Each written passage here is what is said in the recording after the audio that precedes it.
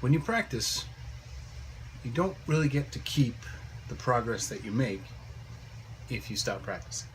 Okay? It's not really a matter of accumulating and getting to keep it. You are either always moving forward or backward. So when people tell you to keep practicing, it's because you're going to lose what you've already worked for. What you've already gained is not there to stay. You will lose it again if you take a long enough time away from the guitar. Okay? Have you ever had a very specific thought you were thinking right before you went to sleep, and then when you woke up you couldn't remember it again? That's what sleep does. It erases your memory. Okay, so every time you go to sleep, you start getting foggier on the things that just happened the day before, and the day before that, the day before that.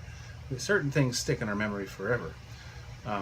But things that we're trying to teach our body to do, to coordinate our hands to do, to coordinate our mind to control our hands to do with synchronization, they take constant vigilance. You have to keep returning to the fretboard with your hands so that your fingers can remember their movements better and better. And the longer the time you take between them, the more rusty you get. That's what getting rusty at something you once were good at actually is losing what you have already gained. Now, if you've already spent the time to gain it in the first place, it kind of sucks to have to go back and redo that, spend more time just to get back to where you already were. So don't stop practicing, okay? Make time, okay? Everybody has some different things going on, different obligations, and that's life for you. Life will always try to push your playing onto the back burner, but you owe it to yourself not to let that happen. This is for you. Guitar playing is not a chore. In fact, if it feels like a chore, you need to find out a way to make it fun, because you're doing it for yourself. And if it becomes a chore, I guarantee you will not want to do it. So keep it fun so that you keep wanting to do it, so that you keep making time. I don't have time is not a valid excuse. Don't BS yourself. It's not a valid excuse.